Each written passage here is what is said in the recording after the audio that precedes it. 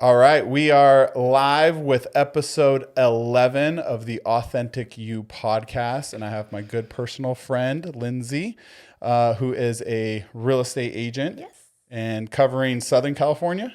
Yeah. Say the Southern California.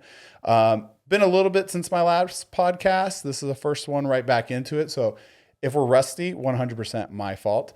But I'll get into maybe a little bit of the pause later and just talk through why there was a little bit of a pause in there. Maybe it has to do with a lot of just life experiences and all that good stuff. But today is about Lynsey and her business and what she's accomplishing. Very proud of you. Thank you. Very, very, very proud of you. Want to give everybody an opportunity, if they don't know who you are, to just kind of know who you are, where they can follow you, how they can contact you, if they're selling or buying, and, you know, kind of go through all that. So introduce yourself. I'm Lynsey Calkins, and I do cover mostly Orange County, a little bit of LA, and all over Riverside currently. I'm about to go out to San Diego. It's just literally, it's like wherever the buyers want to buy, wherever my clients want to look. That's where we're shopping. If you want to know anything, or if you need to reach out to me, you can reach me at 949-979-4280. That's nice. Me directly. Nice. I know Putting that number. It out onto the internet. Yeah. So to call, text, literally like just reach out. I'm on Instagram. It's Lynsey Loves with 2 S's.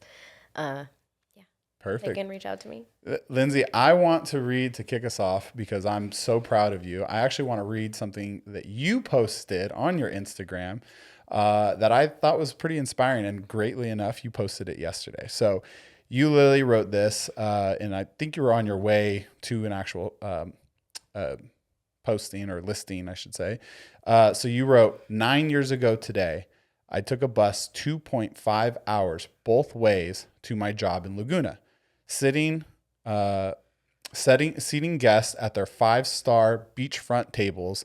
And today I'm driving to a house in Laguna that I get to help sell. Believe in yourself, do the work, enjoy the journey. Everybody starts somewhere. Yeah. How does that make you feel hearing that back? I mean, you wrote it. You wrote it, so you definitely felt it. You know, like those types of things, like when I think of those types of things, it's like I had the window roll down, and the air, the way that it smelled outside is what reminded me of that. It reminded me of the weather maybe that day or something. And like when you're taking the bus and you're spending that much time like by yourself traveling, you notice other things, like your senses, like you notice smells and things like that. And it's really crazy, like how smells will trigger like your sensory memory. I think about stuff like that all the time. I think it's important to stay humble, and maybe 9 years is a long time. Like you should probably get your act together after 9 years. Like, that makes sense, but it feels like not that long ago. Yeah. Well, I mean, 9 years ago, you're still in your mid-20s, you know? I mean, so I think it's actually a very humble thing, and I'm glad you write that. I love when people are not afraid to reflect like that and, you know, really think back on how they got to where they're at. Because the reality is most people have a goal and they know where they want to go, but nobody really knows the secret path to just getting there, right? Like it's kind of like, okay, maybe if I do this, then I'll get here. And then if I get there, I can get there. But like, you never really know until you get there. And honestly, sometimes, yeah, like hearing it, if you were to say it to yourself, like now traveling back in time, you're like, hey, listen, on this bus ride, 9 years from now, you're like, 9 fucking years. It's going to take me 9 years to get there. What are you talking about? Most people would be afraid of that. But I think, you know, I love looking back on 5 years, 10 years, because the reality is like when you do finally start to have enough time to look back, you're like, fuck, that's really not that long. So it's like, okay, well, if I accomplished and I'm here and I got here in 9 years, like, well, once that momentum is building, like where could you be 5 years from now? Where could you be 10 years from now? Like, fuck. And then at that point, you're still, you know, maybe in your late 30s, maybe in your early 40s. Like, that's not that, I mean, from the average lifespan, that's really not that long. No, not at all. And it's cool you bring up time, because at the time, I was just getting started. Like I had hit reset and I was just getting started. And one of the reasons I did that was because partied a lot. 20s, teenage years to 20s, I had not a care in the world. I lived my best life. I don't have any regrets about that time, but it was actually like one day I woke up and I was like, man, like I'm 26. If I start everything over right now, or if I just take a different path and try something new, like where could I be in 3 years? Like, could I have a degree in 3 years? Like, I started thinking, like, do I want kids? Like, I'm going to have to start, like, figuring it out, like, at this point. And so that's really the switch that went off. It was like, all right, so I'm going to start over. Like, I literally have nothing. So, like, let's go. Let's get started. You know, but the best part about having nothing is starting over. It's all upside. Yep. It's all upside. I actually kind of posted about that this morning. So I'm reading this book called Atomic Habits. And I love that book. Yep. I've heard of it for years, and everyone's always like live and die by it. But I've always been very good with my habits in general, and like I'm very meticulous at like what I do and like having a routine. Like I call it routine more than habits. So I'm very meticulous, like I'm very set on what I do, but I'm doing 75 hard right now with my girlfriend Maria and then my friend Fa. And my friend Fa was like, dude, he stumbled upon the book. He's like, you've got to read this book. He's like, I'm telling you. I was like, okay, calm down, buddy. Yeah. But then sure enough, I was like, okay, it's time for an extra book. Let me pick it up. And I got like, I don't know, 5 pages in. I was like, oh no, I'm hooked. And then 25 pages in, and then all of a sudden all these things started clicking to my mind. Yeah. And this morning, so the last couple of days, I've been kind of taking quotes from the book and like I'm posting and talking about it. And today was about that. Exactly what you just said is legitimately you can wake up one day and take a look and just go, where am I headed right now? And now what I was talking about, it was the habits. Where am I headed right now? Do I like the destination I'm headed? If the answer is yes, cool. Stay the course. All the habits and all the routines and all the things that you're doing are fine. If the answer is no, and you can't lie to yourself. Like that's the one secret about life, that like if you haven't figured this out, you can't lie to yourself. So you know if you're doing good or bad. You know, like you can try to justify actions and make them good, but the reality is in your heart, you know. Yeah.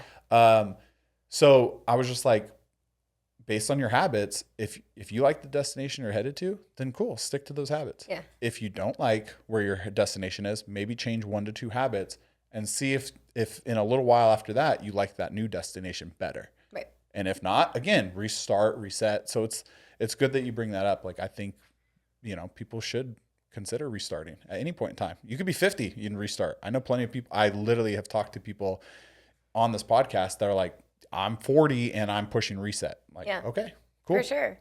So how I got into real estate is actually I hit reset. I met one of my best friends in a program, and I was like working this customer service job, like one of my first jobs, whatever. And I was like miserable. I was talking to like engineers every day, and this is stupid. Like aerospace is not for me. Like I'm bored. Aerospace like, sounds so exciting. Right I love everybody that's in aerospace. My mom is in aerospace. My mom and my sister. But it just like for me, it's just not my jam. But you know, you have to go to work. You have to be in the routine. You have to, stay busy. And so we were talking and she was like, why don't you come apply to this company where I work? She's like, we're a coaching company. Okay. I'm just like, okay, like, cool. She's like, we coach real estate agents. And I was like, all right, like, I do want to buy a house. That is something I want to do. I don't know how long it's going to take because I'm going to have to do it by myself. Like everything I plan to do it by myself. Yeah. I know, Mel Robbins, no one's coming to save you. Yep. I know this. I like feel this deep in my core. Like no one is coming to save me. There's no rescue. There's no lifeline coming. Yeah. So I applied. I got the job and literally like changed my life immediately. Ended up working for the best real estate coach that there is for 6 years.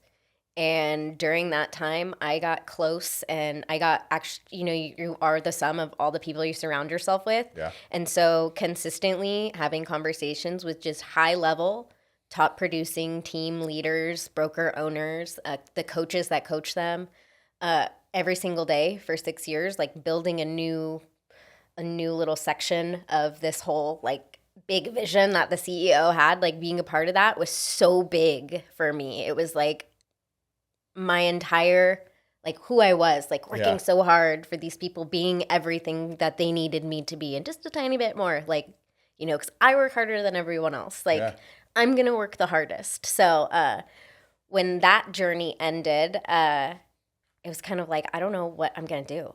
Like I am going to have to get a job. Like I have a mortgage and I need to get a job. Like doesn't matter what it is. And so immediately, like I started looking for a job, applying at jobs. But when that journey ended, I had like an overwhelming outreach. Coaches, clients, like the clients of the coaching company, like people who are now my friends. I'm not going to say they're like they're like my friends. They've been my friends for years, but now it feels different because I'm not part of that coaching company anymore. But that separation from the company was so hard on me because it was like who I was, like inside, and I was so sad. And like multiple coaches and one very special person that I met in that company was like, okay, so like real estate, like, are you ready? Yeah. And one door closes, I had my opens. license already. Like I got my license because I thought like, you know, I just wanted to prove to myself that I could achieve something. And getting your license in California, it's not hard. I got it really first try, you know, nice. Whatever.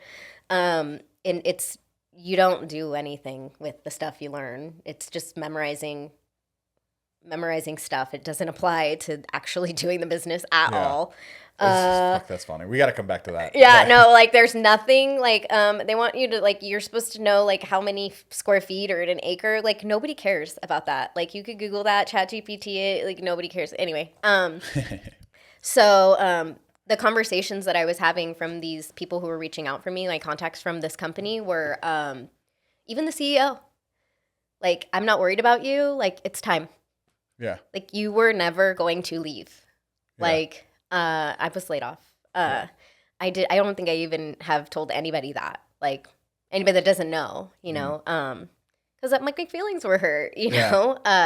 But the conversation was like, maybe this is the universe telling you that it's time. For sure it was. And for me, I was like, I can't do that. Like, I need an income. I cannot not make money. Like in real estate, like I wake up every single day without a job, period. Yeah. Like if I don't have something in my pipeline, that's like, if I'm not working with a client who is actively in the under contract to purchase a home, like I don't know that I'm going to have an income.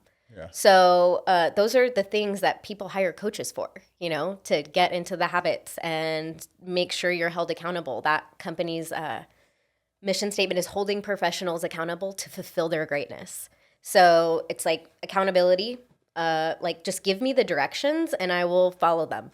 That was what I was looking for. And just a couple conversations that I had were like, you can do this. And I was applying for jobs and like reading the job descriptions and like miserable, like start like bawling, crying, like, I don't want to do that. That sounds terrible. Like, and like my logic told me like, you're going to have to learn how to do something new no matter what.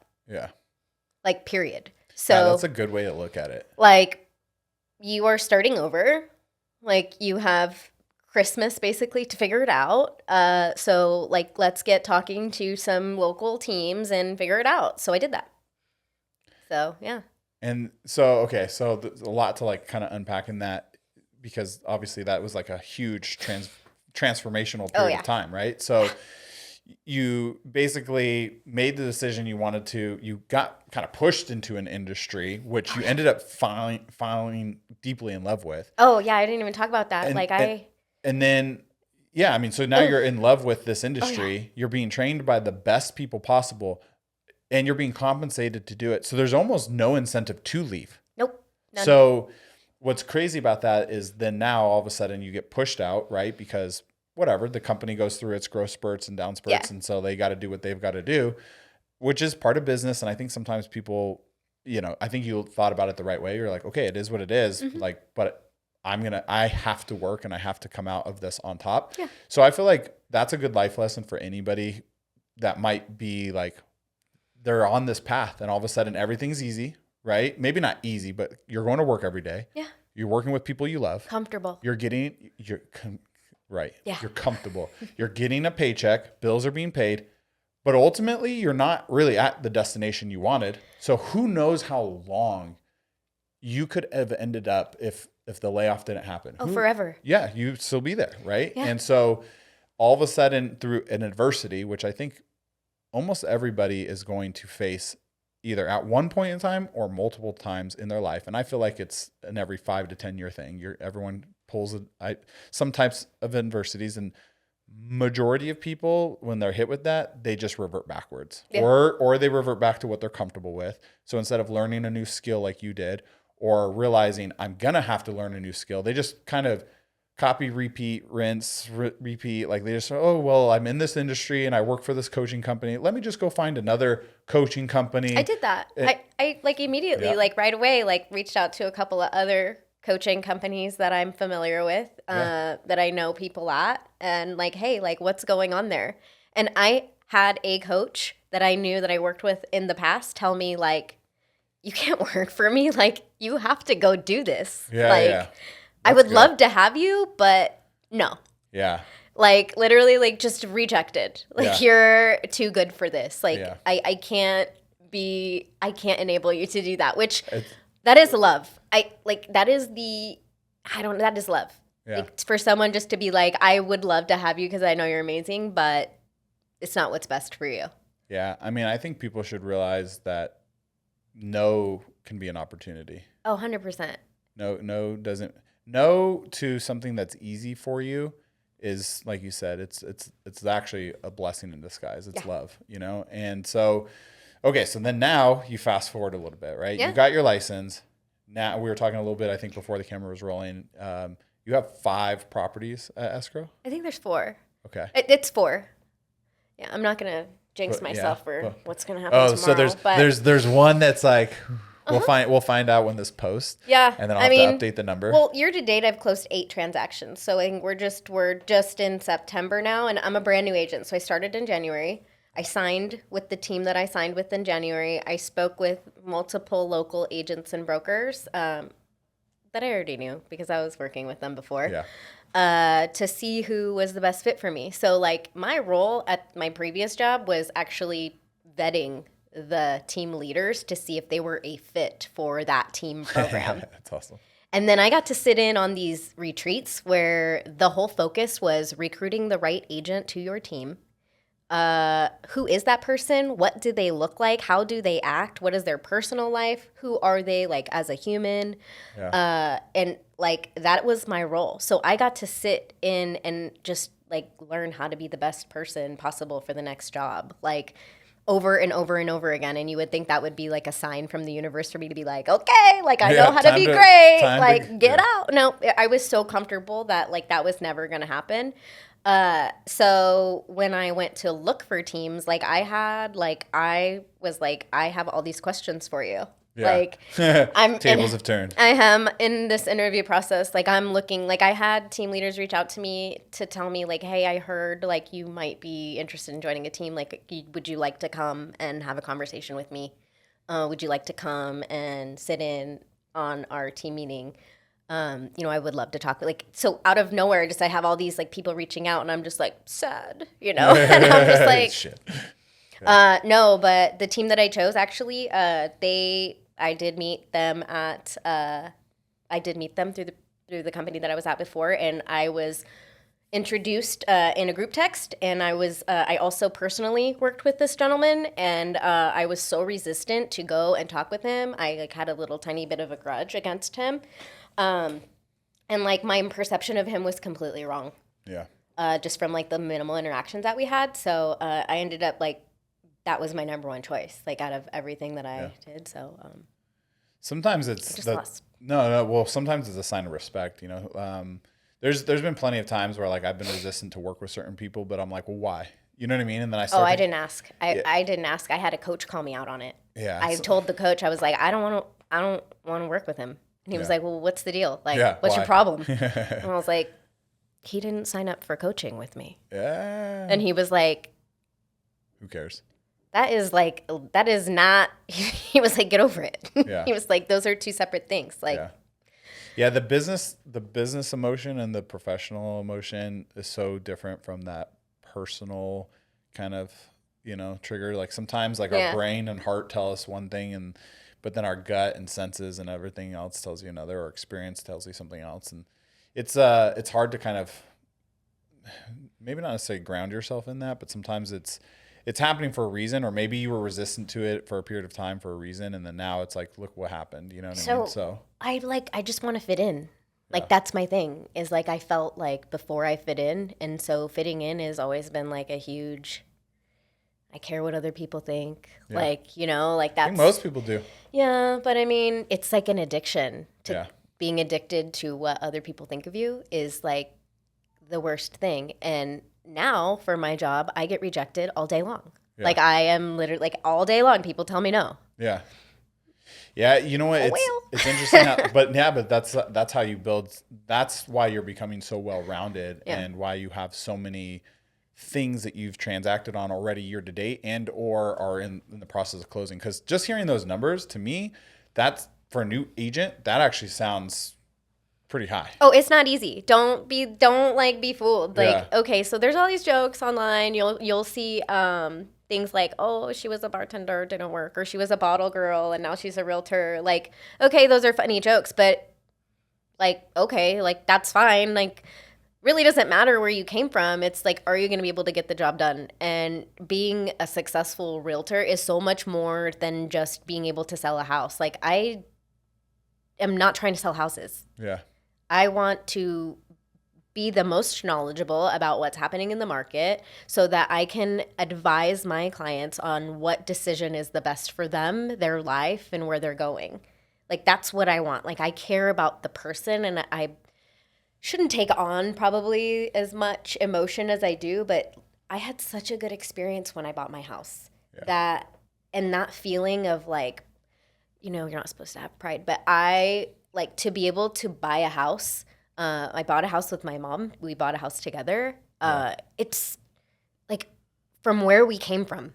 Yeah. Like I can't even I've only been a homeowner for not even 2 years.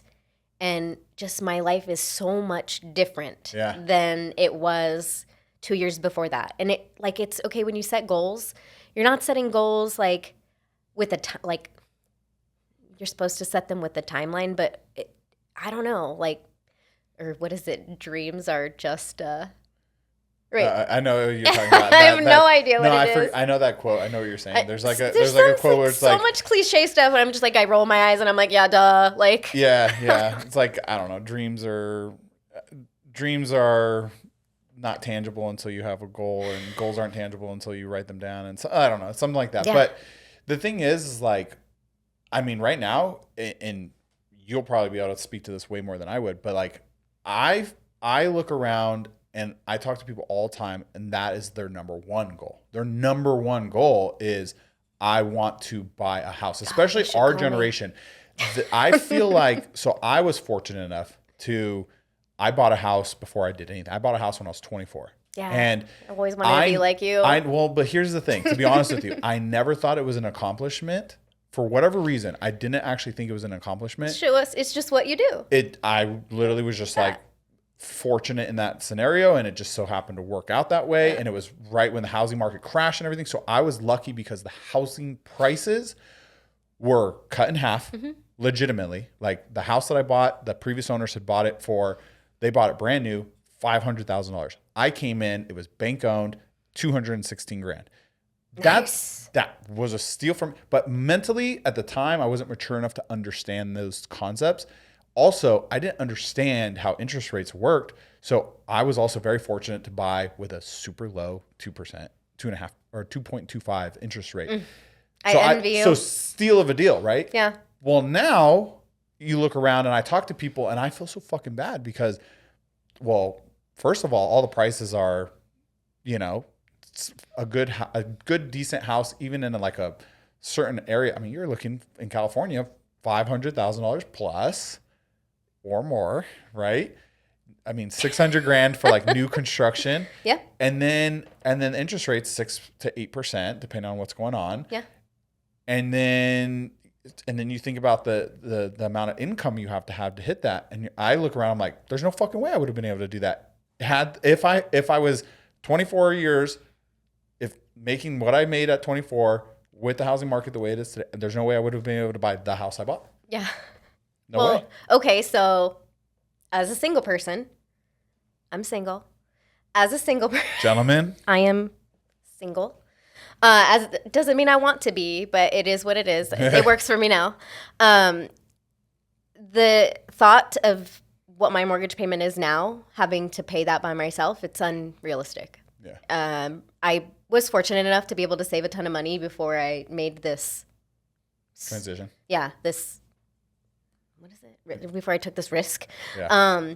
But yeah, so as a single person, like it's super difficult for people to be able to like realize that dream of being a homeowner in California. But it always starts with like a conversation with like someone that's gonna know about the interest rates, that's gonna know about what it takes and that sort of thing. Yeah. That's why I bought a house with my mom, because we're both single women and like we wanted to buy a house, so like we just did. Well, and it just makes sense in general. I mean, like you look around and like, and again, I don't know what your mortgage is, but even if you were to average it out, we don't want to talk about it. Well, let's just pretend. Let's just throw out like, let's say someone's mortgage is $4,000, right? Okay.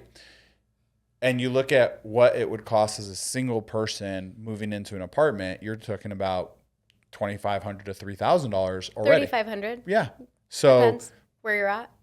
So I could own the house for $4,000, or I could rent half of the space, something that I don't own, for $3,500. Yeah, but you know, there's also people that are like, I don't want to own a home. Yeah.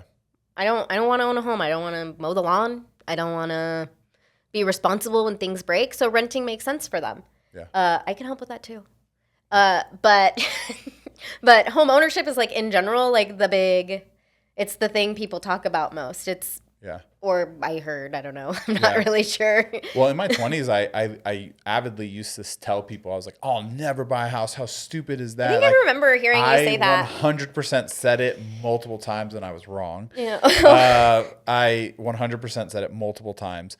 But that was because, again, young, immature, just didn't know. I just wanted it because I wanted to be able to make sure that my kids had somewhere to live. Okay, but I think also when you were younger, I have to just tell everybody this. I think you always, not always maybe, but a lot of times took the opposite of what other people were doing just to kind of challenge. For sure. Just to like spark the conversation. Yeah. I kind of knew that about you. I've known like a debate, like I like to debate people. Like everybody's like, oh, and I can buy a house, and you're just like, psh, yeah, never who fucking needs to do that? Fuck that. Yeah, but I will say now looking back, it was one of the best financial decisions I ever made, because again, I bought it when it was $216,000 and it's worth $640 now. Yep. You know, even when I wanted to leverage my equity in it, so I eventually learned how to leverage equity in the house to start businesses or invest in businesses. So I'm like, here's a house that's worth $600, bought it, or almost $700, bought it for $2.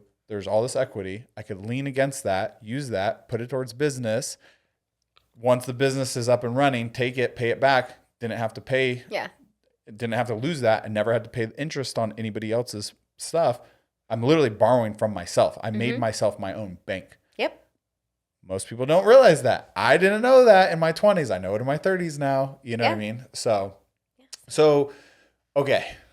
For the person who's listening and has made it this far, that I want to kind of go two different directions with it. You pick which one you want to talk about first. But either a person who's looking to get into real estate, because I do feel like I had a friend on here, Ernie. Shout out to Ernie. I saw that. Ernie literally was like, he's like, everyone knows a real estate agent, right? So, maybe 2 or 3. Yeah. So he literally was like, you know, a lot of people want to get into real estate. Sometimes they want to get into it because they think it's easy money, which clearly it's not. No. But I wanted to either talk about what you would recommend to people who are thinking about getting into the business, or what people definitely are always looking to buy, obviously, what they should do to get set up to be able to actually see if they can afford it and or qualify for it. Like, which one do you want to talk about first? Let's talk about if anybody wants to be a realtor. Yeah, fuck these people. No. I mean, you know what? Like, firmly believe that, sharing your knowledge is the best way to, I don't know, weed out the competition. I don't know. For sure. But also, I am a firm believer in coaching, sharing knowledge. I work for a fantastic, incredible broker I love and don't have to pay that much. So, I'm happy to have that conversation all day long. Hopefully you get referrals if you bring in new agents. I think there's something. But more or less, eventually, I'll be a mentor. I know that. Later on down the road, I enjoy teaching other people if it's, beneficial to it. I get a kick out of it. So it's it's actually selfish that I want to teach someone else. Yeah. So if you want to be a realtor, you need to get your license. You can go online and sign up for classes, get your license. That's super easy. How long are the classes? Or how long would you say it would take? 120 hours is the requirement. I could be wrong. I have no idea. I just did what they told me to do. So literally you go online. So you just have to listen to the classes, pass the I'm guessing the test. Yeah, I took the classes that were self-paced. And when it says 120 hours, they give you these giant textbooks, and I believe you're supposed to read them, which I did. Yeah. That's how I learned. I read the textbooks. If I was watching the videos, I'm so sorry for this man that created the videos, but that's a good way to put me to sleep. It's just he was a nice guy, but so weird to watch. Yeah. It's awkward. Well, and in today's day and age, it's so weird how people learn in general. Yeah. So it's I have to read it, and I probably have to write it down. I would say that if you're going to get your license, to make sure that the school that you sign up for has practice tests. Yeah. So what I did was there was so many people were trying to get into real estate right after 2020, 2021, where everything was shooting up in prices and values were going up, that there was a waiting period. If you wanted to get your license, you had to pay for it and then wait for them to have an availability to take the test, because there was that long of a wait. So they let you pay for it. That's a good way for them to also weed out people. It's if I'm not, I don't know if I'm going to pay. I don't want to take it. Yeah, but it's only $300. Yeah. Well, some people but and also at the time, $300 for me was a lot. And I was it is what it is. You save $300 here or $300 on, let's go out to dinner. It's a lot cheaper than a college education. Yeah. Well, there's that too. But I still owe some money on that one. On that try. Yeah. I tried. It just wasn't for me. It was a lot of fun, but I don't know how much school I actually did in that short period of time when I went. I went back. I did community college. That's fine. I'm not using any of that stuff either. It was a good way to show me I didn't want to do anything. Yeah. Worth learning at school. We're going off into the tangent of schooling, but Oops. it is. So realtors. But it is but on that point, it is funny because a lot of times I think people younger people, and obviously I have a 19-year-old and I have a 14-year-old, so I've talked about crazy. I'm sorry. Yeah, for sure. I've talked about college a lot. And it is funny because I've never been an avid you should go to school. You tell them that? I tell them that they should know what they want to do before if they're going to go to school, then they should 100% have a plan. And because otherwise, most people just go to school to go to school. Yeah. A lot of people that I talk to have degrees in things they don't use or are at the same job they literally were at in college and are now paying for their college degree through the growth of the business that they would have had regardless. Yeah. I just know too many people like that it's hard for me to be a proponent of it. Now, I do know plenty of people who also went to school, got a degree, got their license, are doctors, lawyers, sheriff's officers. Those are things that you need to but those people planned it out and they knew what their end goal was. That makes sense. So when I talk to my kids about it, I've always said, look, if you just want to go to school because you don't know what the fuck you want to do, don't do it. It's better to just brew a little bit, marinate, figure out what you want to do, but don't go off and do schooling and take on a bunch of debt if you don't know the plan from A to Z. Yeah, no, that's so good. That's perfect. I'm just curious. I don't know. It's so weird to me people that have kids because I'm still raising myself. So if you want to get your license, and then you need to join a team.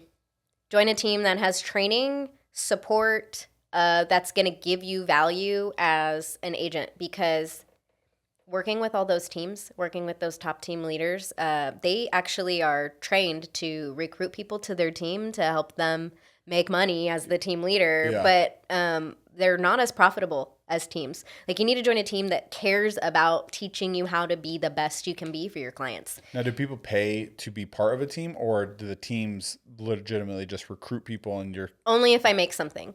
Okay. So if I make if I sell a house, then I owe them something, like a portion of what the house is that I sold, if the lead came from them. So like, we have a database of over 17,000 people. And that is people who have either like signed into an open house or like Zillow. The Zillow people. If you're ever wanting to look at a house, do not click on the request. Contact agent. Yeah, don't do that. Just call me. Yeah. I mean, Zillow's great. I love Zillow. We call Zillow Zaddy. Zaddy? Yeah, because Zaddy is the boss. Like, Zaddy is like, you got to pay Zaddy. Like, okay. Yeah, so. They're big then. Yeah, no, I mean, they've done something incredible. They have all the information of houses that are for sale, and that's fantastic. You can browse it. It is the #1 shopping site for, everyone that's looking for houses. And without Zillow, I would not have a business right now. And typically, like, when someone starts browsing on Zillow, they start, that's their segue to meet an agent. Yeah. It always, I'm on there all the time. It gives you like that little contact agent now. And then I'm always like, oh God, I can only imagine as soon as you type in the Sometimes that's me on the other end. But I can only imagine, does it just go to one person, or does it go put you in that database and it's like, whew, you're sent out to forever. Like the cloud of agents? Everybody's going to call you. No, it goes to the team or the individual that pays for the service to purchase the lead. Okay. And just because somebody clicks on something doesn't mean that they're part of that they're actually going to buy something. Yeah. So my team absorbs that cost for me.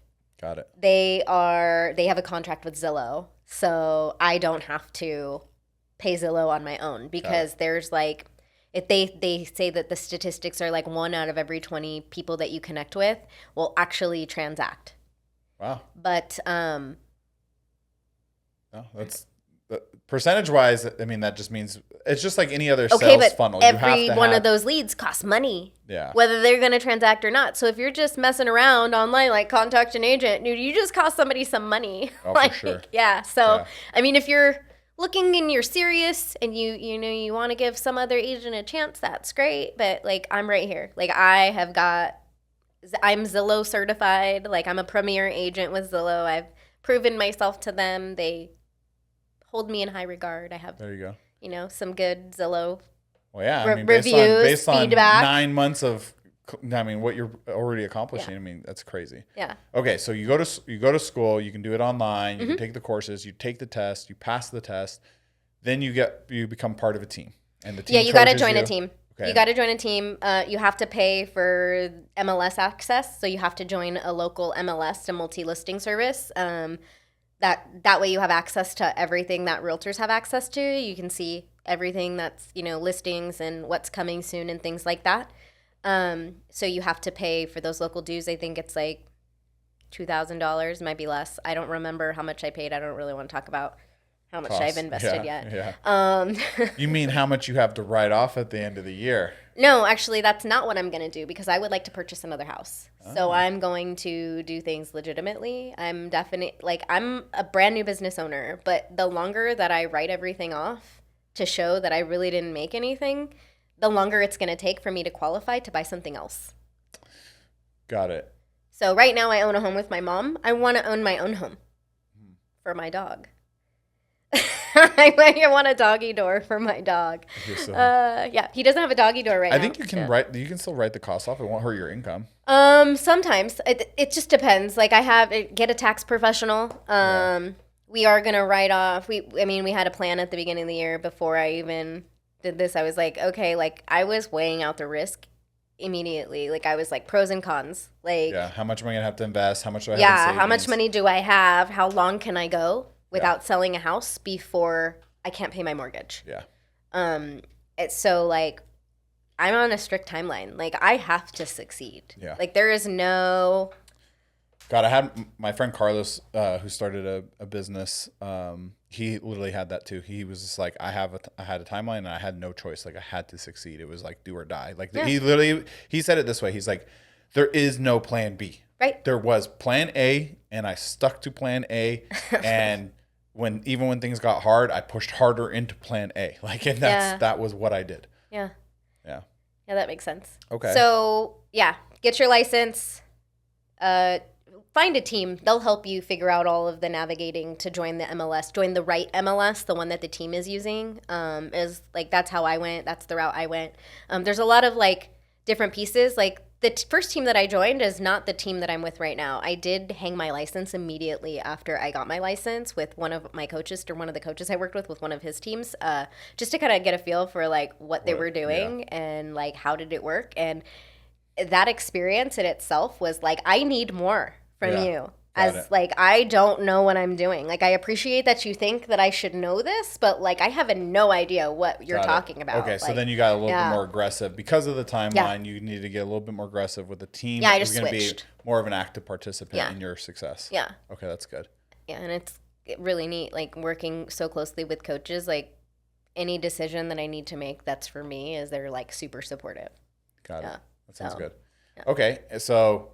Got that. Got your listings. Got your got your MLS access. Got your team leader. You should have a tight schedule. Like there's, make sure your contract is all good with your team. If you can afford it, get a coach. Like the reason I joined a team is because I knew I needed a coach, and I knew I needed the coaching, and I knew I needed the like.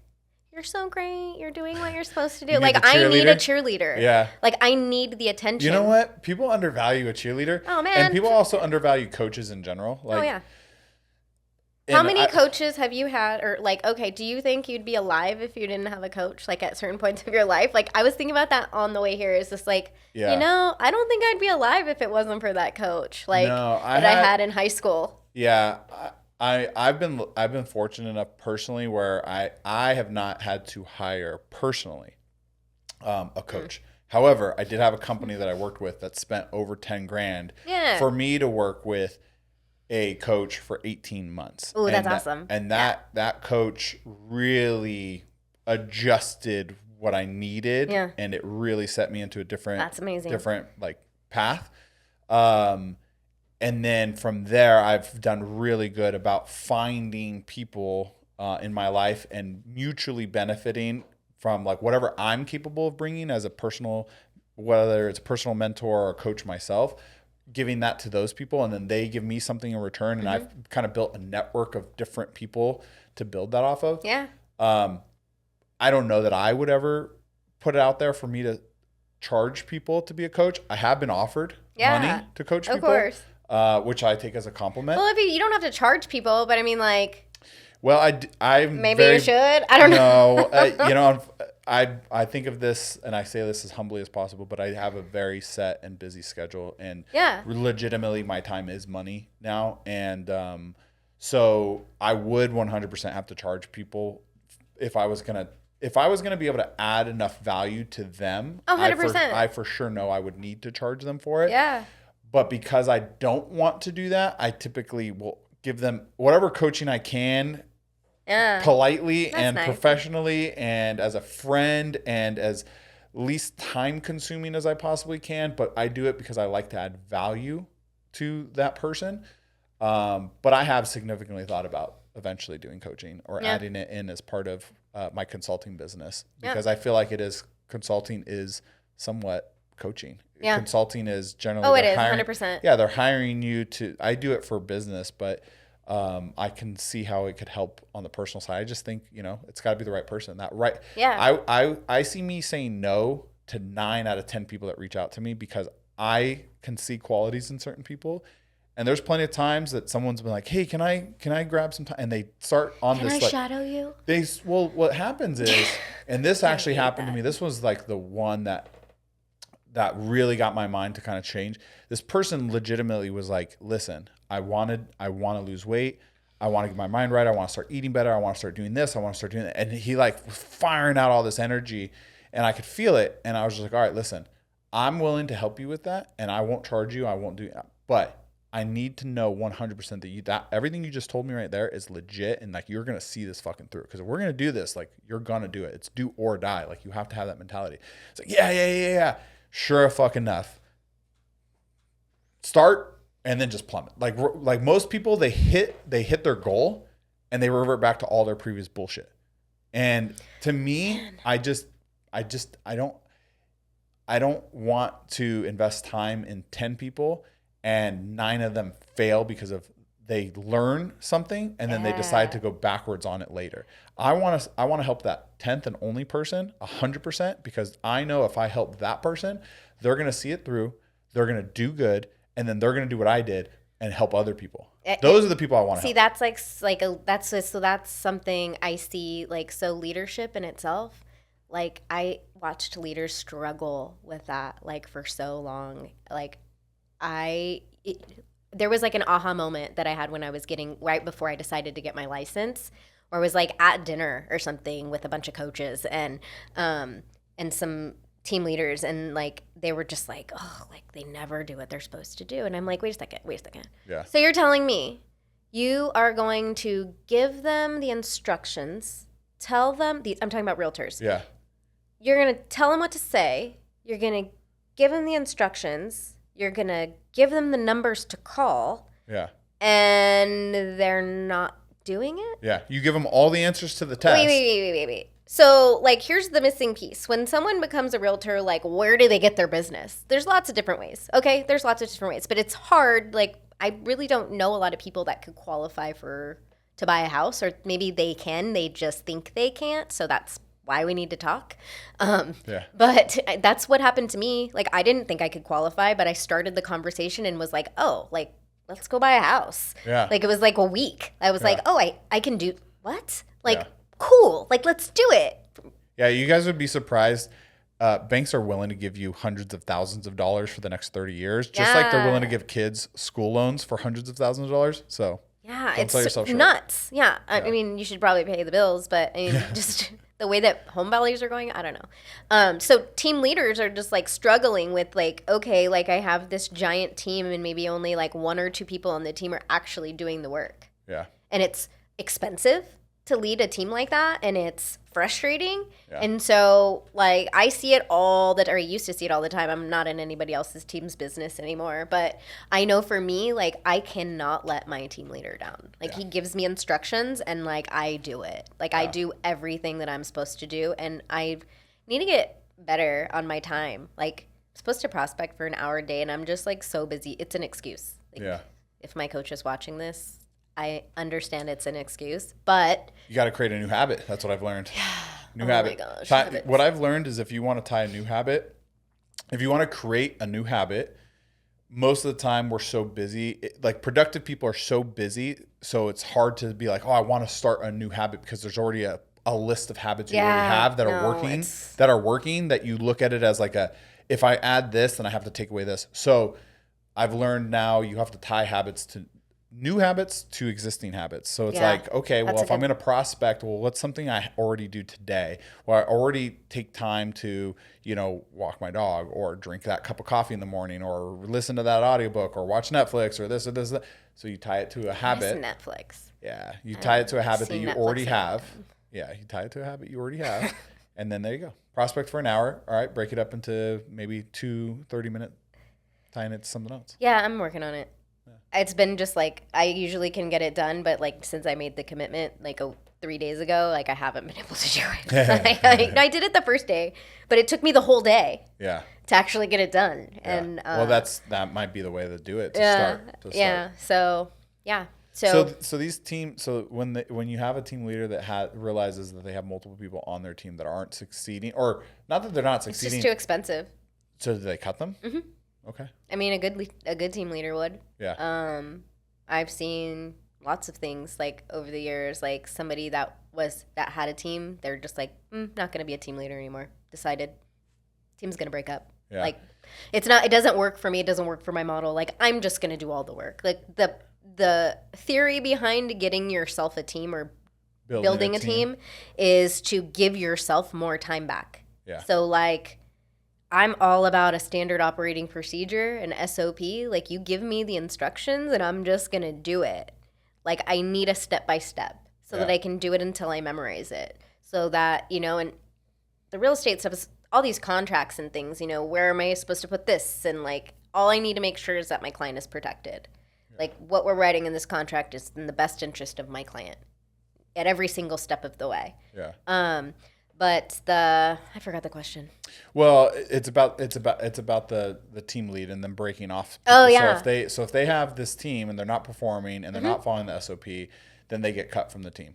But I'd also imagine that if a good team lead has people who are like you and are productive, then they get the benefit of the small percentage of multiple people.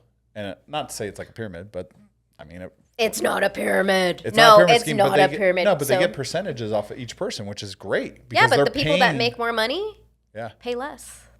That's true. And that's just the team model. It's like, if you prove to me that you are going to give me a return on the investments that I'm making for you, the coaching that my team leader pays for, the CRM, the client relationship management system, that's also, you have to get that. If you're going to be an agent, you have to pay for that. It is a monthly service. You have to have a client relationship management system, period. Like, you have to.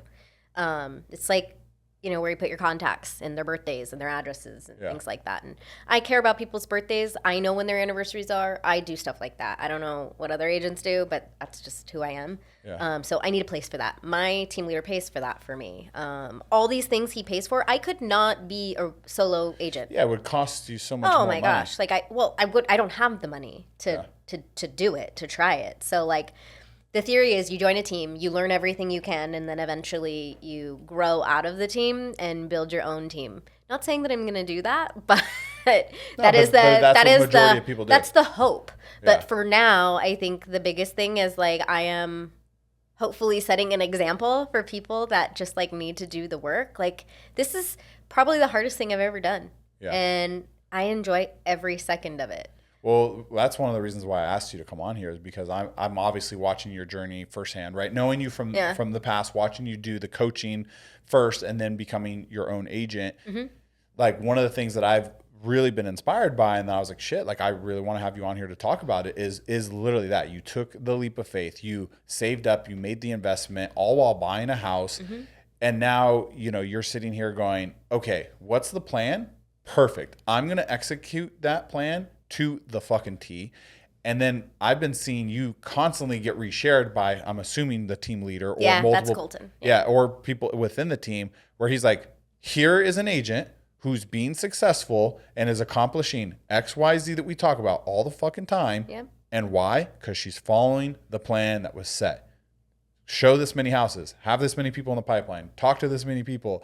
Like, keep busy. Don't celebrate one win. Cool, you got one win, but you have 20 other people in the pipeline. For me, a win now is like getting somebody to answer the phone, like agreeing to meet with me, like have a conversation. Like, I'm calling people that maybe raised their hand 4 years ago, looking at a house, like just asking them, hey, I'm updating my notes. Did you ever buy a house? And sometimes they're like, shut up. Yeah. F off. I'm on the DNR. Like, I'm on do not call me again. And I'm just like, bye. Like, next. Yeah, like, we all get those calls. So many people call me. Like, you'd be surprised. Like, I believe my phone now when it's like scam likely. I'm like, okay, I believe you. Like, I don't answer all the calls anymore. So I try to be nice, but I mean, a lot of times it's like. Yeah. And then when you have like an active listing, you've got agents calling you all day. Like, I think, here's something that I think is super unique about why I am enjoying this so much. Besides like helping my clients like do this new thing in their life, achieve this goal if that's what they want to do, or decide not to. And then, we talk about renting, whatever. It is that I enjoy real estate agents. I love the relationships that I've built over the years with these agents. Like, I think that, and people talk smack on realtors all the time, like, oh, like they make too much money. Like, that's not true. Like, that is maybe some, like maybe, but like, I'll tell you right now, like, after you pay for everything and pay everybody, I'm working backwards. Like I have to pay once like I do a transaction. So I'm just working backwards. Like you're paying whatever. You're paying to be an agent, and then once you sell something, you pay all the really other people just involved. like the money is moving around. Yeah. Like there's a lot of money. I think they printed too much money at one point, and so like I think it's really just like the money's moving around, and so on paper it looks like a lot, but like it's my job to prove that I'm valued at that price, just to make sure you're protected and like you're making the right decision and we're having the conversations.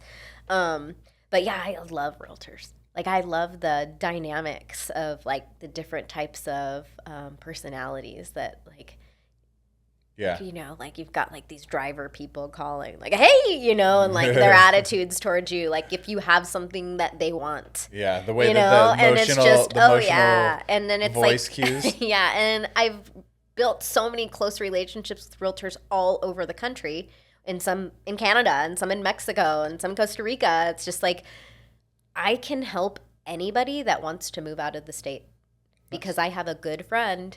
Like, it's not just like I know a realtor there. It's like I have good, close, personal friends who have teams who will take care of someone that I send to them. Got it. So, like, even if you're leaving California, you can definitely help with that also. Sick. Like, let me interview the person, and I'll just match your personality type with someone that I know.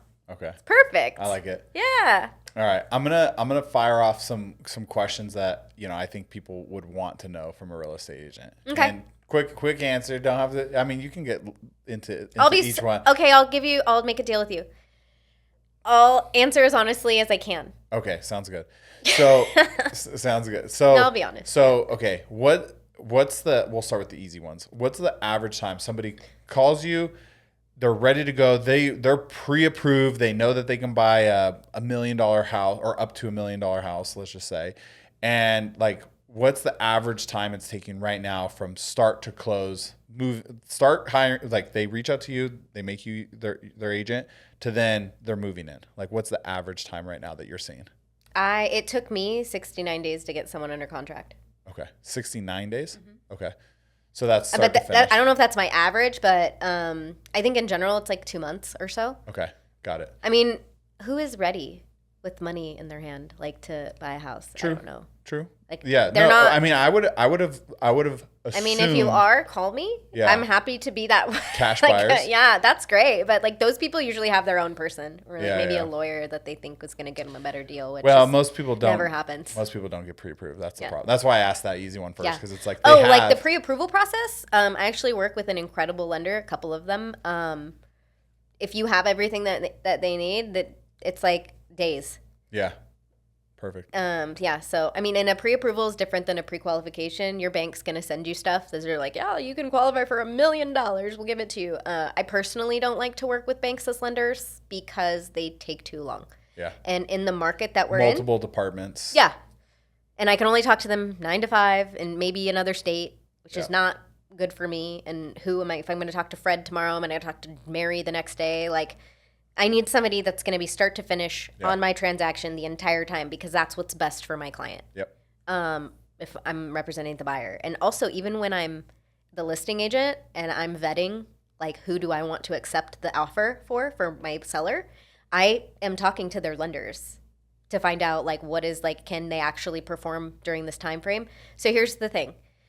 We're in a market right now where, like, prices just out, like, they go way above like what you think the home is or what the home is listed for, and that's because we don't have a lot of inventory. We don't have a lot of options to choose from. A lot of people have that interest rate you were talking about. They want to stay, they want to keep their interest rate. Hold on to it. But some people have to move, so those are the houses that are selling. Yeah. I mean, if someone's turning 80 years old and they've got a 5-bedroom house, it doesn't make sense for them to stay in this house when their kids never visit and things like that. We talked about it. I'm a perfect example. I'm going through a divorce. The house has to get sold, whether I sell it to her or in her family, or whether I sell it into the. But so, as much as a 2% interest or 2.2% interest sounds doesn't great, make sense for you to keep it. The reality is, house got to get sold. Mm-hmm. It's going to get sold. Someone's going to buy it, or they're going to buy it. Yeah. It is what it is. So would I have been on the market otherwise? No. Yeah. I would have kept the thing. Why? Because it was, like I said, an investment tool for me. Yeah. Well, there's a bunch of D's. It's like death, divorce, diamonds. Diamonds? Yeah, like engagement. Like you're going to get married, you're going to buy a house. Yeah. Got it. There's a bunch of, I don't know exactly what they are. Sorry, coaches, I forget what they are. But I mean, I'm living, like I see, you know, like the things. That makes sense. Diplomas. Like there's things. That makes sense. There's a bunch of D's that makes sense. Yeah, yeah, that makes sense. Yeah, diamond, like somebody is getting married or just got married, divorce or death. It's clever. Makes like sense. No, it makes sense. Okay, so I would have assumed 60 to 90 days. So that sounds good. What? Obviously, you're doing so many different markets. So LA cost versus Orange County versus San Diego. Depends. Where do you want to live in LA? Yeah. Well, so I guess the question goes: the buyers that you're seeing, or the people who are interested in buying, what's kind of their range? Like, where are you seeing people get cut off not being able to qualify in California? Like the $1 million mark. Okay. Or I guess I meant more their income. Like, hey, if I only make 50 grand a year, is there even a possibility? Or what's that minimum? How many people do you know that want to maybe buy a house with you that make 50 grand? I mean, how much do you have saved? So these are super important lender questions. Got it. Yeah. Okay. Yeah. So I mean, I have a lot of friends that, like, I'll just give you an example. They're in that 90 to 100. Like, they make a good income, right? They just need somebody else to help them. But exactly what's crazy is, like, they're talking to me and they're like, I make 100 grand and I can't afford to buy a house. I'm like, what? Are you sure though? Like, did somebody tell you that? Did somebody professional tell you that? This is what I'm telling you. You actually hit it. So they might have a decent amount of income, and they might be paying $2,500 or $3,500 for rent. So they might be able to afford the mortgage, but they didn't save any money. So there's programs for that. Perfect. There's things we can do. So see, when there's a will, there's a way. If your credit is like really good, really solid, and you have a decent income, like, you can qualify for like a lesser money down. So basically, the moral of the story is call an agent, because even if you think you're in a position where you can't, there's potentially a plan in place to get you to qualify. Yeah, there's always a way. You just might not be able to do it by yourself. Well, no, there is a plan. But if you don't know it, what are you working towards? Yeah.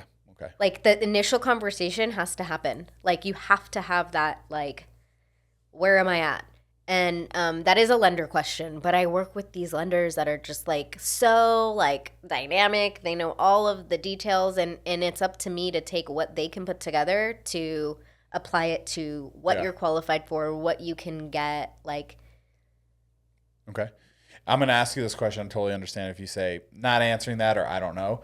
But have you seen people qualify that you're like, ooh, I don't know if this person should right now qualify because it's going to be an issue down the road? Like, you know how in like the early 2000s, like, people were just like, everyone owns a house. So and all of a sudden nobody could afford it. I don't see the finance part. Yeah. Like, it's up to me to, like, verify that, like, you have the ability proof of fund. All I need is, like, the proof of funds for the down payment and the closing costs. That's my job. Yeah. Like, I need those bank statements, your most recent bank statements, but I don't need, like, I'm not diving deep into your credit score. Like, I don't know how to analyze that because I'm not a loan officer. Got it. So like, as far as, like, should they buy a house? Should they not buy a house? No. I mean, I don't. Yeah. Like, I see the vision and I see the dream for people, but I haven't come across somebody that's like, oh, this isn't a good idea. Yeah. Well, I asked that question. Which is good, I asked that question because I'm going to tell you a funny story. And this is like, I was just like, this is hilarious. But I recently bought a new car. And yeah, I was a little disappointed in you for that. Oh. Get rid of the Tesla. It's debt. It's what? It's debt unless you bought it with cash. I don't know. Maybe that's too personal. Well, this goes into the story a little bit. So the funny part is, like, I've become pretty good at buying cars and making sure that I don't pay what they're asking. You know, there's what the asking price is. There's the real cost of the car. Yeah. Then there's the same thing. There's the financing side of it, or the cash pay, or a down payment, and or lease, blah blah blah or blah what are you blah. doing? Yeah.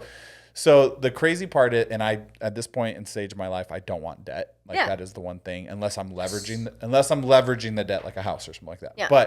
Or a business. So what was funny was, like, these guys, like, obviously whenever you walk into a place, a car dealership, their goal is to sell it, but their goal is to sell it and charge you as much as possible. Their goal is to legitimately screw you. Yeah. And I was amazed when I was like, look, I'm not giving you my, I was like, I'm not going to fill out the credit app or anything like that. We need to establish rule number 1. How much do you guys want to sell the car to me for? Because you're listing it at this price, but I know it's worth this price. And I also know that there's a price lower than that you're willing to consider. Yeah. So let's start with how much you're willing to sell it to me for. And these guys didn't want to do that because ultimately they knew that if I was a cash buyer for my car, they were going to trap themselves in on the ability not to make money. Because if the car is listed for $85,000, which it was. For an example. It was listed at 80. It was listed at 85. I know. The MSRP is 75, but then that means the real rate that they should be selling it for without a lot of the markups.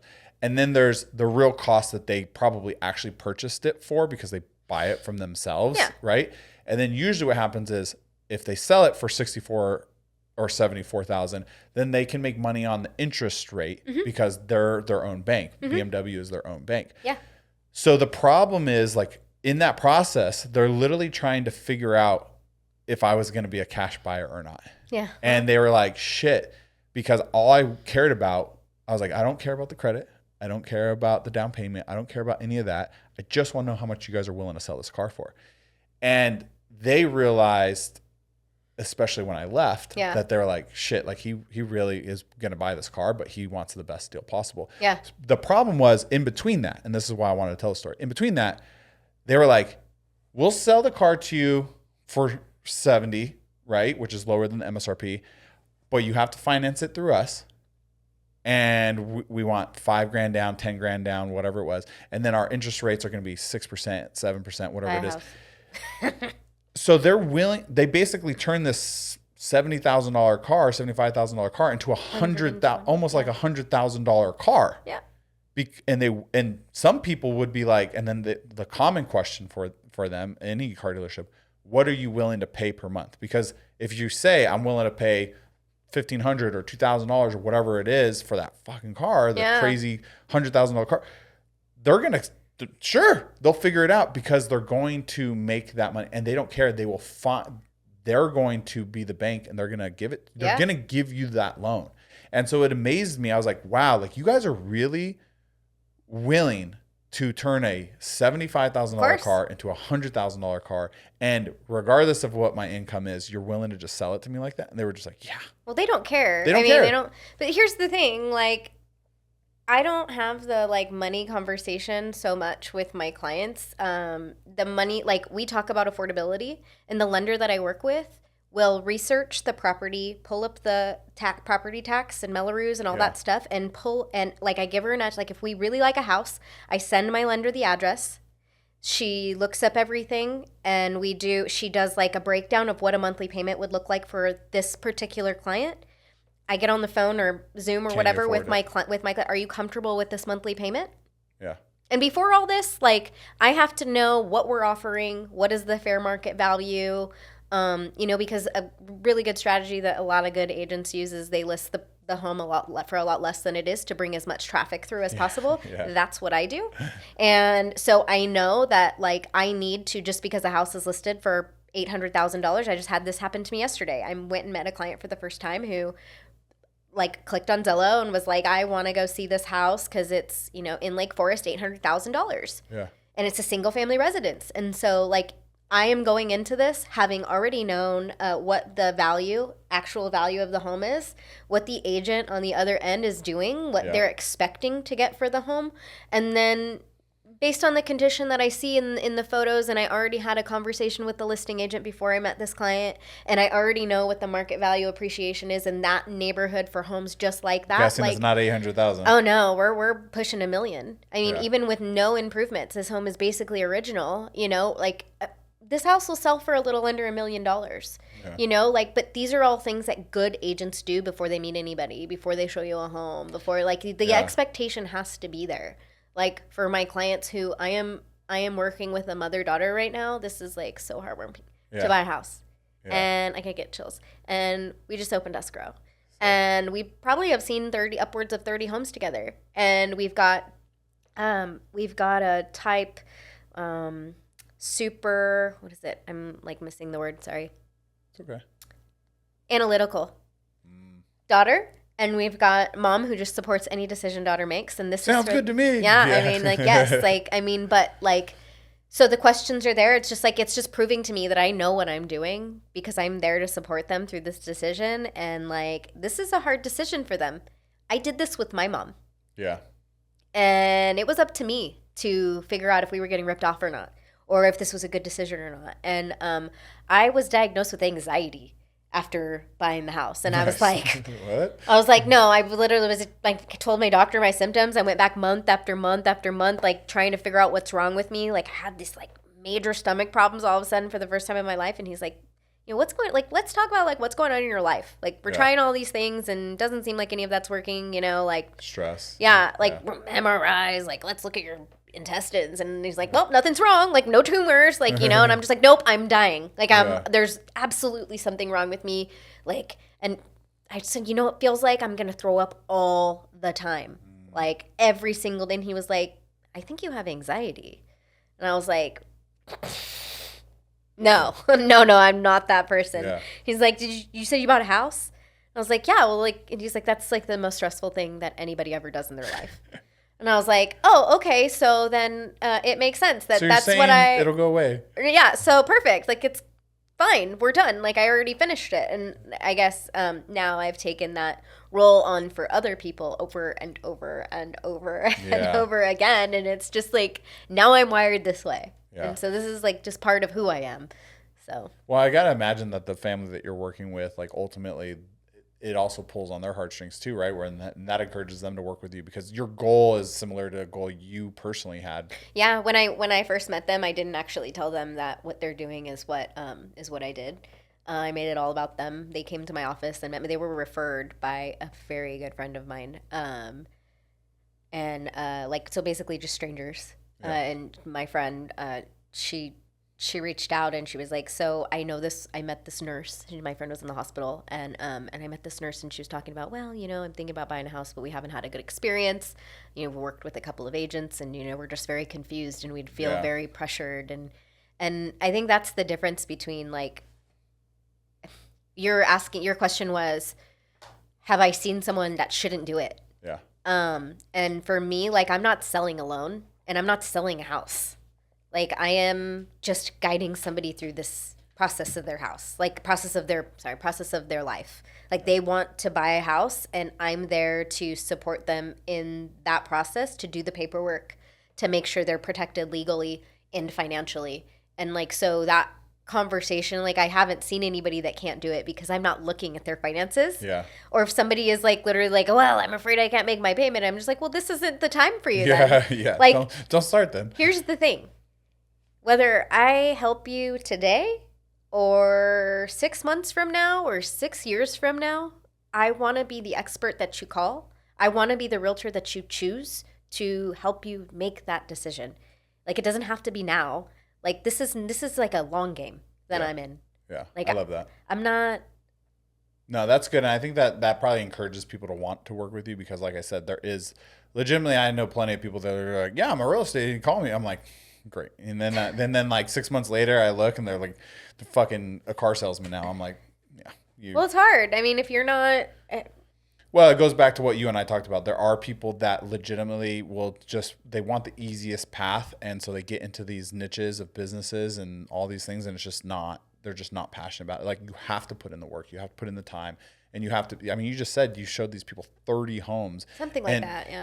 And, you know, eventually, maybe they will buy, whether it's now 6 months or 6 years from now, they will buy and, you know, you'll get the benefit of doing that, but you still have to put in the time of 30 houses. And actually, funny enough, I was like that too. When I bought, I looked at so many houses and I remember, and this happens to me a lot, less now that I'm older, but certainly in my 20s, this happened all the time where I would meet people and they'd be like, they wouldn't take me serious. You know what I mean? Because of age. And that happens for a lot of young people. But my gosh, it's so hard for me. Hard. So one thing, you can get leads from open houses. Okay, you can host open houses. And so for those of you who don't know, when you walk into an open house, you must sign in. It is a new law. You have to sign something. You have to sign something that either says you have an agent and you're working with an agent that has, like you have an agency agreement with them, or that you don't have an agent, but you have to sign in. It is against the, like, if you go to an open house and they don't make you sign in, that realtor could lose their license or get fined. Because it's a new law as of August 17th. And there's some other things that go with that. We can talk about that. Maybe we don't have to, but you can call me. I can tell you about it. But there's agency laws for buyers. They decoupled the commission. So now a seller in their contract, when like someone goes to sell their house, it no longer says they're going to pay a buyer's agent's commission. It doesn't mean they're not going to. It just means that it's nowhere in the contract in California. So like when I go to someone's house and I say, okay, I'm going to sell your house, like I'm going to earn this much percent. This is my fee. This is what I'm going to charge you. That is my fee as the listing agent. It is not the fee that the buyer's agent's going to ask for. So it just separated them.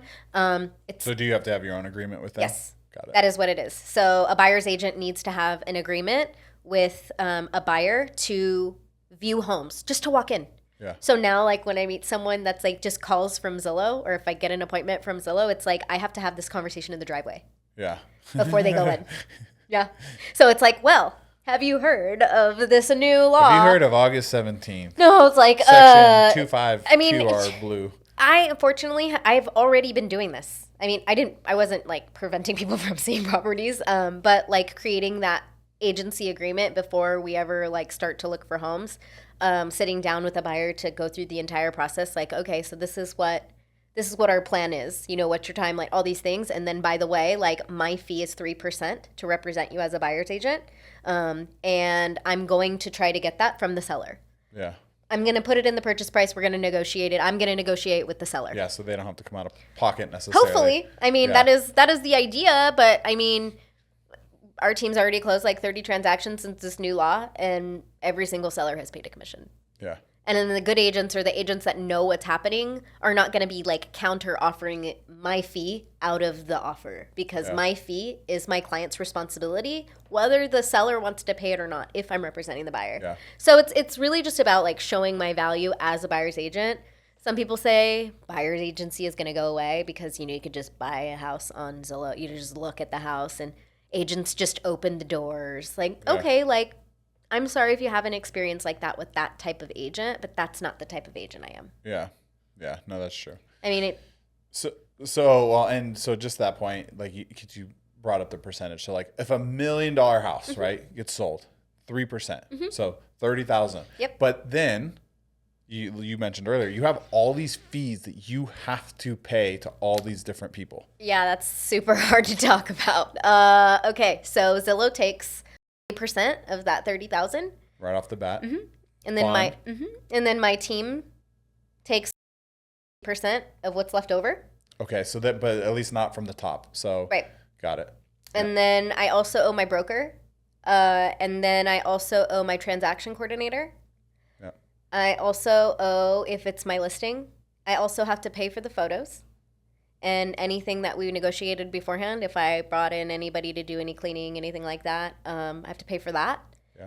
And what else? And this is all with the hopes that it's $1 million house. So like, and hopes that it sells. Yeah. And hopes that I can find the house, and hopes that the buyer that I'm working with actually wants to continue to work with me and doesn't accidentally click on that blue button that says contact us on Zillow, and I lose the client. I was going to say, so while Zillow is good from like a production of multiple leads or people interested, it's better than nothing. I'll tell you that. Oh yeah, no. So obviously if somebody calls you and hires you as their agent for their house, that is much better because it's not on Zillow, or you don't have to put it on Zillow. And I could probably give you a better deal. Yeah. I mean, let's be honest, like my services are not discount, but there are a lot of moving parts when you purchase a home and when you sell a home. And then don't forget that I also have to pay taxes on that.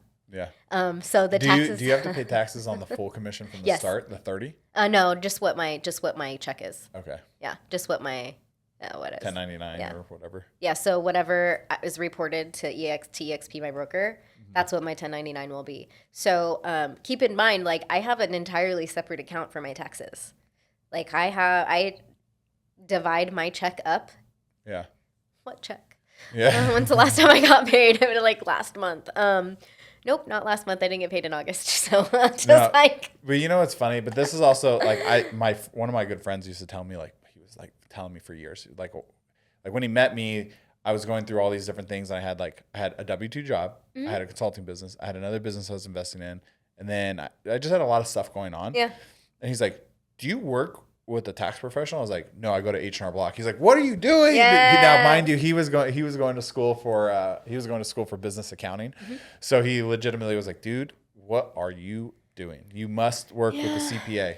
Yep. Work with the CPA. Yeah, I got one of those. I made a plan before I went into real estate. I said, okay, I'm going to do this. And he was like, I don't think that's a good idea. Like, do you know about the new stuff that's going to happen? Yeah. Like, buyer's agents are going to go away. Like, you're not going to be compensated for your money, like, for your time. And I'm just like... I think just like any industry, technology is going to continue to come out. So, like, for sure...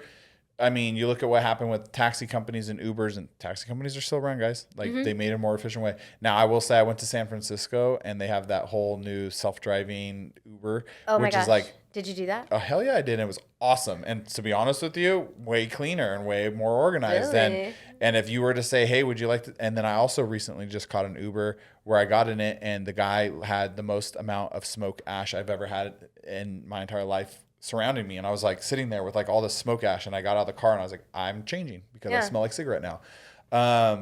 So I can see technology coming in, or AI, or certain 100%. Things. It's already on the horizon. We see it too. But just like any industry, somebody's got to run it. People have to figure it out. Strong survive. Like, things like that always get figured out. I think that if since buying a house is so scary, and like it's hard to trust somebody, just like their voice over the phone and things like that. I feel like that personability, like the people that want to like have conversations, people that like want an experience, it's like an experience. Something else is like when I go out to eat, like if the service sucks, like my ability to enjoy the meal is affected. Yeah. So like, and it's just like anything else too. It's like I've had so many jobs, I've worked so many places, and it's just like my attitude towards working, like since I was very young, it's just like I wanted things and I was gonna have to get them. Like if I wanted things, like I had to work for them. Yeah. So like, what can I do to make money? Like, how can I be better than everybody else? It's just, you gotta like, no victim mentality. Like, I can, I will just work harder and just a little bit more than the other person. Yeah. So I don't know. I mean, time management is hard, but like I can always, I don't know. No, I get it. I get it. We are coming up on our time, believe it or not. I told you were nervous, and it went like that, didn't it? Yeah. Uh-huh. Okay. I told you. I'm still a bit nervous. That's look at that. Almost an hour and a half. Yeah. Oh my gosh. Oh my gosh. I'm so sorry for anybody that's watching this. Nah.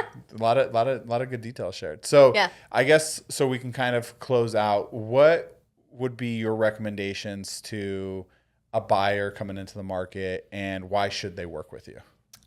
So definitely give me a call. We'll sit down, have a buyer consultation. We'll go over your goals, timeline, what you're looking for, and then you become a part of what I'm working towards. Like I am then working towards you and your goals, and I become a part of your life. I think I saw something that said something like, clients will become friends quicker than friends will become clients. Yeah. And I'm already seeing that to be true.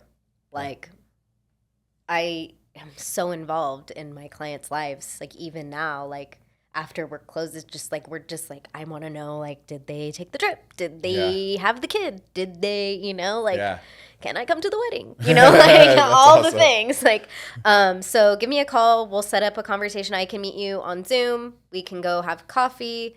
It's really just establishing a relationship. What I would say, though, is run away from any agent that is going to make you make a commitment right off the bat after meeting them for the very first time.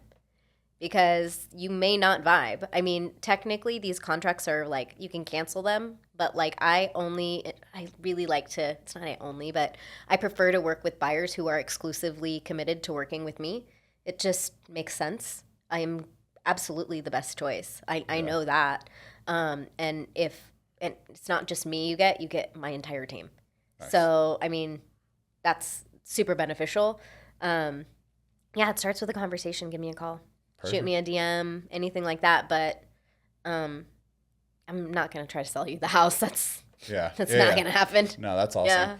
All right. And then final closing, just because, again, you've motivated me and I'm really proud of what you've been accomplishing. Are you going to get your license? No, I'm not going to get my license. Nope. No, I got way too much other stuff going on. I just had to ask. But for the 9 years ago, Lynsey sitting on a bus on her way to serve people at a 5-star restaurant who maybe just doesn't know what they want to do, what would you say to that person? What would you say step one is? Uh-oh. Are you going to cry? No. Let's not do that. I'm not going to cry. No, just keep moving forward. You know, fill your you have to have a vision. Like, it took me until I was, 35 to find the thing. And that was always like my biggest, like, what am I going to do with my life? What am I going to be when I grow up? And now that I know, absolutely, are you going to cry? No. Now that I know, it's like all these other things that I thought were like not attainable for me are like, I'm starting to consider. I'm starting to think like, hey, like I actually am going to be a grown up enough, or I have a path to where I can bring on other things. That's awesome. So it's take the chance. Like, if you're in a job you hate, quit. Yeah. Like, starting over at something new today is way more beneficial for you 2 years from now than it is staying there. Like, I don't even know That's like how to quote of the day right there. I don't even know like how to like. I'm just mad I didn't start sooner. I am a tiny bit mad. Like, I live my life, no regrets. I wish I would have started sooner. Wow. No. Again, super, super proud of you. And for anybody who is made it all the way through this, contact phone number maybe one more time. 949-979-4280. It is my office line, so that's why I'm like, yeah. I don't know by heart, but that's going to be the fastest way for you to get in front of me. All the telemarketers who are listening to this, don't worry. They'll go there. That's fine. I mean, it comes directly to me. You can text that number, and I'll answer. If I'm not available, I'll call you back. You can leave a voice. Me. I mean, it's just, you got to have a database. Nice. You got to have a way to keep track of everything. Nice. Well, appreciate anybody who made it this far through. And again, super, super proud of you. Thank you.